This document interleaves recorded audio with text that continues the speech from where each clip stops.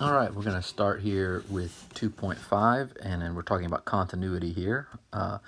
So basically, if x1 is close to x2, then the idea is that f of x1, which is just going to be essentially y1, is close to f of x2, which is just going to be y2. So basically, if our two x values are close, then the two y values will be close together as well, which was something we kind of did in the idea of limits, where we said how close do we have to get our x values together to get our y values to be a certain distance apart. So let's take a look here at continuity. So just looking at this, where does it appear to be not continuous? And so that would be discontinuous. So you could say right here, I mean, you see an obvious break. Right here, it's a break, it jumps, we're going down here, and then we jump up to there, and then jump back down. And the same thing here, we're down here, and then it just jumps up to there. So there are some very obvious discontinuous points, and right there is another one. So it's discontinuous at x equals 1, it's discontinuous at x equals 2, and it's discontinuous at x equals 4. So this is numbers at which the graph has a break in it, okay? And so there are some very easy to see discontinuities. So then the next question becomes, where is this graph continuous? And it's going to be continuous over places like that. It's continuous there, it's continuous through there, it's continuous through there, it's continuous through there. So at all those points, it is continuous where it has no breaks. Okay? And for example, that can be at x equals 0, right? We just move straight from there. X equals 3 is continuous, right? At x equals 3, it's continuous. And we could maybe add at x equals c, where c is not an integer in 0 to 4. So something like that. All the decimal values or fractional values are going to be continuous points. Okay, so let's now look at some definitions, do this a little more rigorously. Let c be a real number on the x-axis. The function f is continuous at c if the limit of f of x as x goes to c equals c. All right, the function is what is called right continuous at c, or continuous from the right. So that's like you're on the right hand side of it and you're coming from the right, so that's the positive side. If that limit there coming from the positive side is equal to the actual value at that point, and it's left continuous if you're coming from the left hand side, so from the negative side, right, the negative side right there, and your limit there is going to also equal the actual value at that point. Then we will know we are continuous. So if we have some sort of function doing something like this, say, and then does this, well then we may know that if this is c here, f of c might be whatever this value is, but over here, we could have something that looks like this, and this could be, maybe this is 3, this is 4, whatever this value is at c. If we're coming from this left-hand side, we're getting a limit. We're getting this limit down here. Oh, I shouldn't have started with this. This limit right here is going to equal 3, but f of c is going to equal 4. So this would be 3, this would be 4. They would not be equal, and this wouldn't hold true. And you can see in that location we have a break. Same sort of thing if instead our function had looked like this, then coming from the left and the right, both of these limits would have been 3, but still the value at c would have been 4. And so it's not going to work in those cases, and you can see we have a break. When the limit does not equal what the actual value is there at that location. Okay, let's take a look here. We say that a function is continuous over a closed interval ab if it is left continuous at a, this is a over here, left continuous at a, right, it should be right continuous at a, sorry. This should be right continuous at a, left continuous at b over here, and continuous at all points of the interval, so every other point in between here. So it's continuous all the way here. That means it's continuous throughout the entire interval. And this idea of a function being continuous is very important to us moving forward. If a function is not continuous at an interior point of point C of its domain, we say that f is discontinuous at C. Note that a function f can only be continuous at a point C for which f of C exists. Okay? So let's take a look here at an example. A function that is continuous over its entire domain, it is right continuous at x equals -2. So coming from this right-hand side here, so we'll put this, I'll do it in red, -2 like that. So coming from the right side, we are continuous and our limit goes to 0 and the value at -2 is also 0. And it is left continuous at 2. So over here, let me do that in a different color. Let's do it in green. Over here, it's left continuous because it goes to 0 there and the actual value at 2 is 0. So there's what we have. This function right here, the next one, is right continuous at x equals 0. So at x equals 0, we are right continuous right there. And but it is neither left continuous nor continuous at x equals 0. All right, and you see that we have that break. And it's not left continuous because as we come here, the limit goes to 0, but the value at 0 is 1. Over here, it's right continuous because the limit as we come from the right side is 1, and the actual value at 0 is 1. So it is right continuous, but it's not left continuous, and therefore it is not continuous. This function has what is called a jump discontinuity at x equals 0. So how do we test for continuity? It's right here, right there at the bottom. A function f of x is continuous at x equals c if and only if it meets the following three conditions. The function has a value at that point, so f of c exists. The limit of f of x as x goes to c exists, and not only does that limit exist, but it equals the value of the function at c, okay? So this tells us we don't have a hole, we actually have a value there, we don't have a hole or an asymptote or something. This tells us it's both left and right continuous, because that's the only way we can have the actual full limit, is we have to have the limit from the right and from the left. Okay, so we have that limit, and then this tells us that we don't have any jumps or anything, that the limit actually equals the value there. We're not jumping or breaking or anything like that. All right, so let's take a look here at this example. And first off, does f of -1 exist? And so if we look over here, here's -1 right there, and we do have a value right there, so the answer is yes. And in fact, f of -1 is equal to 0, because that's where we're going to right there, 0. Okay? So it does exist, and it does equal 0. Does the limit x, as x goes to -1 from the right, of f of x exist? And so as we go from the right, that's coming this way right here. Does it exist? The answer is yes. Yes, it does. And it has a value of, and it equals to 0. Okay, I'm just going to write that way, because as we move up this way, we're getting closer and closer and closer to that 0 value.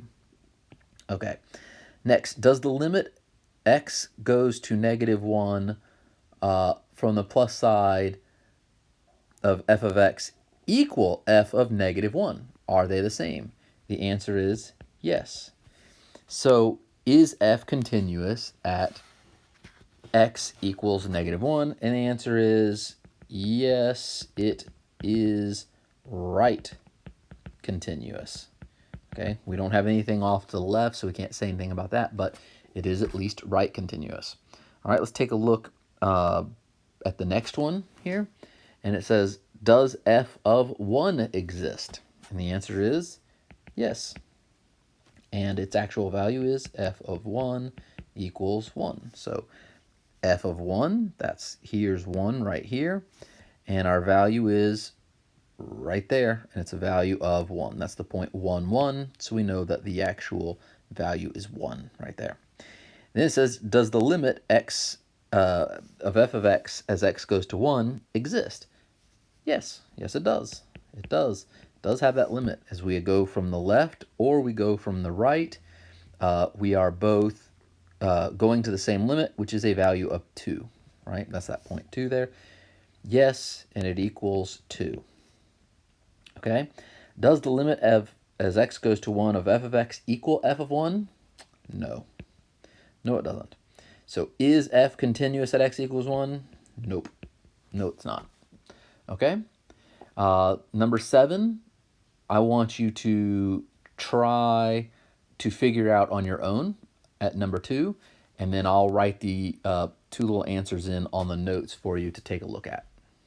Okay, so here are some types of discontinuities. First off, we have just regular one. This one is actually continuous. There's no discontinuity there, so there's that one. These are these holes are called removable discontinuities. Okay, so they're removable. That's this one and this one over here. And for example, like this one over here might be, it's something like maybe we have 3x squared over x or something like that, which you can reduce to 3x, and then like it would be the line 3x, but we'd have a hole at x equals 0. Okay, so it could be something like that where it's removable. It makes it a hole. It makes it not an asymptote, if you remember that from pre-calc. So that's how you told the difference between holes and asymptotes. This one we've already seen is called a jump. Okay, a jump there. This one is called an infinite discontinuity, blowing up to infinity there on both sides. So this is just going up and this is just going up. And so we have an infinite discontinuity. And then here we have a discontinuity. It's a discontinuity at x equals 0. And it's called an oscillating discontinuity because it's jumping back and forth and oscillating. And we've seen that picture before. Okay, so here, you can try filling that out if you want, but it's not really a big deal. You mostly just need to kind of know those ideas I was just talking about. So continuous functions here. A continuous function is a function that is continuous at every point in its domain. This is not a property of a function. So it is a property of the function, but you don't have to have continuity to be a function, I guess is what I was trying to say. So note that this is a property of the function. There you go. If a function is discontinuous at even one of its points of its domains, it is a discontinuous function. Okay, just one. You only need one thing to break it. So consider the function y equals 1 over x. What's its domain? So hopefully you remember this one. It was negative infinity to 0, not including 0, unioned with 0 to infinity. All right, these are one of these functions you really need to know. It's got the hyperbolas there, so it's a hyperbolic function, and never crosses x equals 0, okay? So make sure you're familiar still with that one. Is it a continuous function? Yes, yes.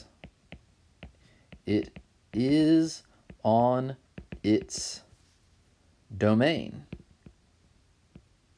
okay? It is on its domain, but it does have a discontinuity at x equals 0. So it's continuous on its domain. It's continuous at every point in its domain, okay? So that makes it continuous on its domain, but it does have a discontinuity. So you got to be careful with that kind of thing, because that point 0 is not in its domain. If, for example, we had something like at 0 it equaled 0, then it would not be continuous on its domain, because 0 would be in the domain and it would be a discontinuous function. But 0 is not in the domain, so it's continuous on its domain. All right, let's take a look here. What types of functions are continuous? All right, if the functions f and g are both continuous at x equals c, then the following combinations are continuous at x equals c. The sum of the functions, the differences of the functions, the products of the functions, a constant multiple of either function, quotients between the functions, provided that the denominator function does not equal 0, powers of the function, so raising it to powers, and integer powers is going to do that. So these kind of things are what you can do with continuous functions to combine them to still have continuous functions. Basically, for the most part, combining continuous functions isn't going to add a discontinuity unless you're like dividing by something like in the denominator, where in like number 5 here, unless you're like dividing by something, one of the functions where that function equals 0 at a point, that can actually cause a hole. All right, or an asymptote if it can't be removed. So polynomials are all continuous, if you remember that. So basically they're continuous because the limit as x goes to c of p, the polynomial of x, equals the polynomial at some point c. All right, so that's true for polynomials. They're nice, they're smooth, continuous functions.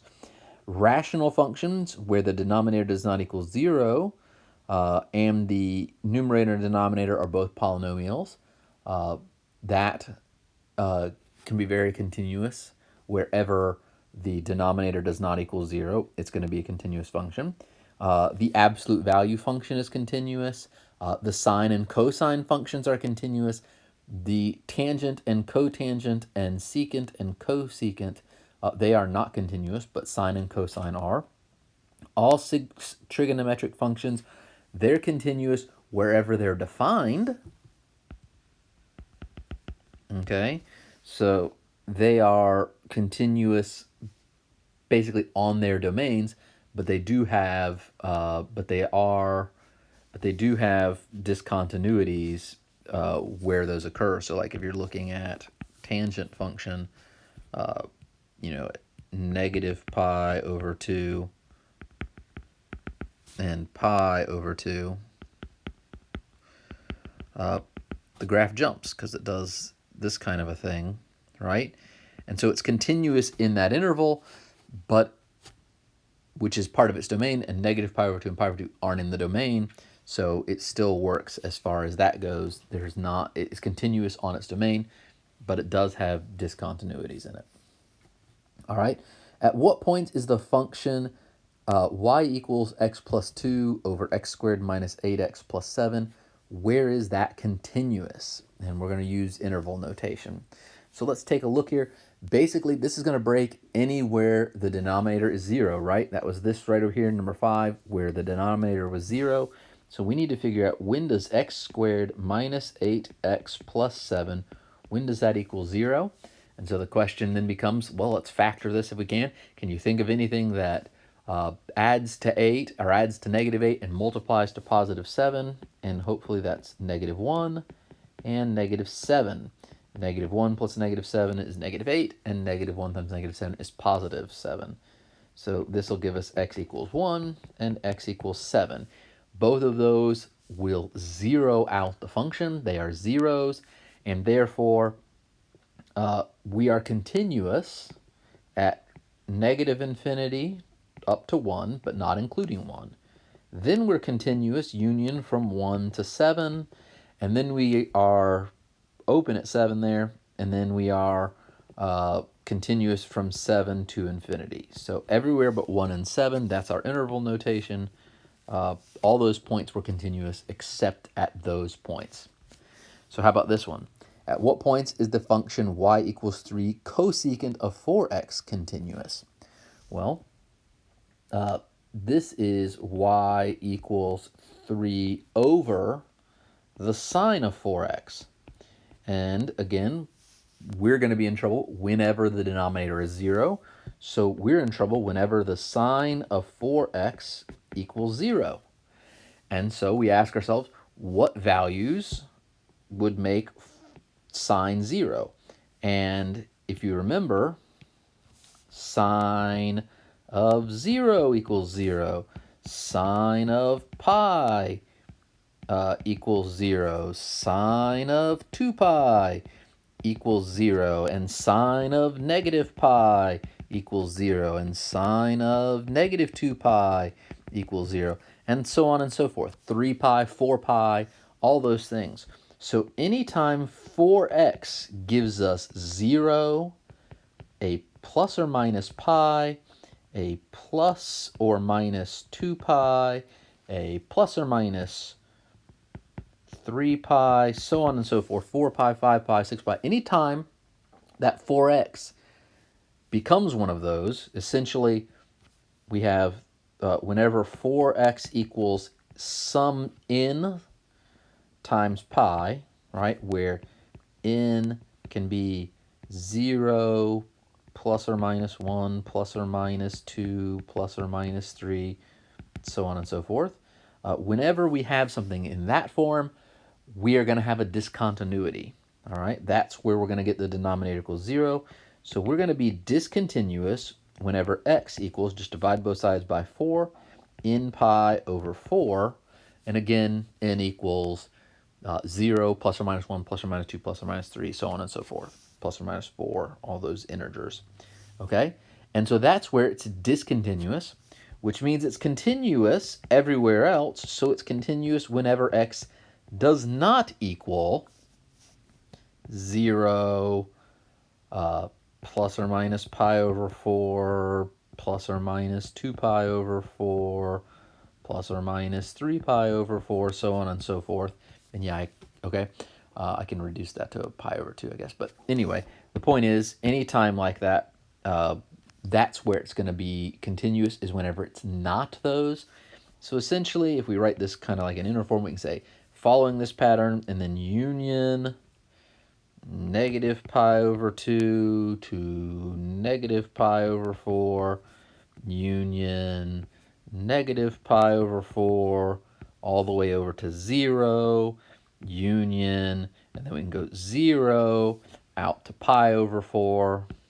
All right, so just out to pi over 4 and union. I don't really need to write this many of them, but union pi over 4 to pi over 2, right? Because technically this one is just pi over 2, right?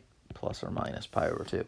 So pi over 2, and then just so on and so forth. It keeps doing that. So we're skipping over those points, not including them, which is why we have the parentheses around them and not the square brackets. Okay? I think I'm going to stop there for this video, and then in the next one, we'll finish this section up and we'll do some other continuous functions and get into this a little deeper. All right, thanks.